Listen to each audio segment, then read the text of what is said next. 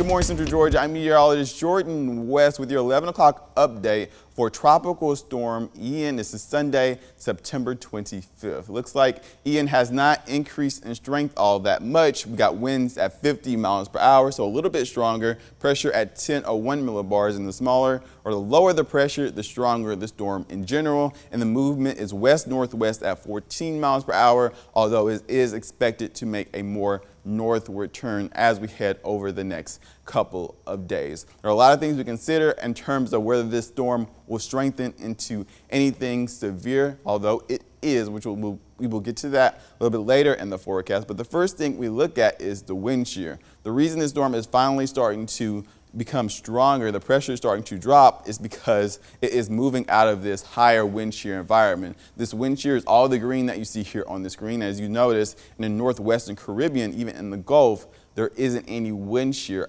out there. So what is wind shear? Well, wind shear is the change in wind speed and or direction with height. And these tropical systems do not like this, because what it does is a stronger wind speed at higher altitudes will end up tilting the hurricane with altitude. And these hurricanes don't like this because it needs a defined eye to really spin around. And overall, it really just decouples the storm and weakens the storm as we head over the next couple of days. But now that it's out of the wind shear environment, it now has that opportunity to form. Another thing we look at is the water vapor out in the Atlantic. It kind of shows the dynamics of the atmosphere in general. The tan color is dry air versus the moist air, that's blue and gray. Now there is dry air out there. You can see it in the Gulf of Mexico and in the northwestern Caribbean, but I don't think that's enough dry air to really de-strengthen this storm in general. And I don't think it's going to weaken at all until it makes landfall, unfortunately. The last thing we look at is sea surface temperatures, which is a really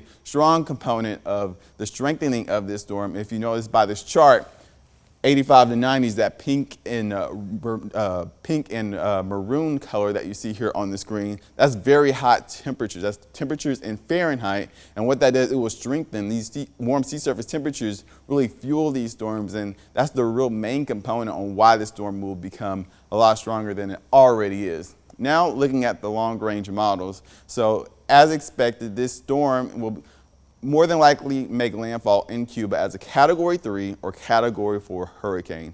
After that, it will enter the Gulf of Mexico, which is typically some of the warmest waters in the Atlantic Ocean. Because of that, we're going to see some pretty strong, hefty storms as it heads towards the eastern coast. The GFS model has this system further out in the Gulf, which means it has the potential to grow even stronger. The Euro model has it closer to the coast, as you can see here, getting ready to make landfall near the Tampa Bay area, while the GFS is still in the Gulf Coast. Now this is very important on where it will go, because the right-hand side of the storm, as you can kind of see here via both models, is the dirty side of the storm. We typically see tornadoes, severe weather in that area. Meanwhile, at the eye of the storm, the center of the storm, that's where we see those maximum sustained winds.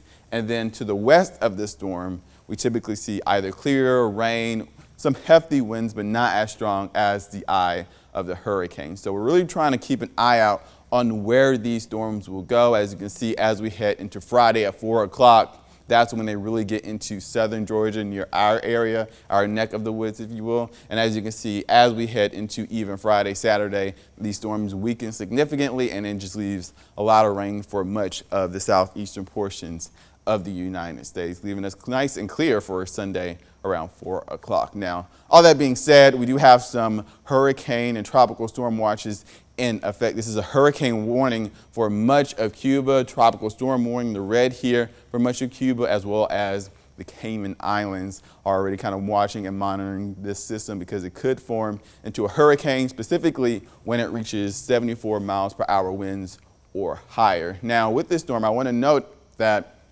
the shear that I mentioned earlier, remember how I said shear is a bad thing for a storm because of that tilt? Well, it turns out a lot of these forecast models are predicting that this shear will come back right around just off the western coast of Florida. And what that means is this system has the potential to really decouple, weaken, de-strengthen, anywhere you want to say, either way it go. As you can see, it drops in category pretty quickly, pretty swiftly compared to the increase that we saw through the Caribbean Sea and through the Gulf of Mexico. As a result, we're hoping that it becomes a lot weaker by the time it makes its way towards central Georgia. That also being said, this is the cone of uncertainty. The eye can lie anywhere between this cone, especially this far out. So the eye could be here right along just east of Tampa Bay or even further out into the Gulf near Mobile, Alabama. And overall, you really want to keep an eye out on this, keep you informed. We're trying to keep you informed, and you want to stay up to date on the tropics because wherever this eye lies, that's where, you know, the main threat is going to be. Anywhere east of that storm, again, is the dirty side of the tropical system. So definitely want to stay up to date with this all the way through from the beginning to the end. We have our 13WMAZ Plus app, 13WMAZ.com, Roku, Fire TV. You can stream on all those platforms to stay up to date through the tropics. For now, though, I'm meteorologist Jordan West, 13WMAZ News.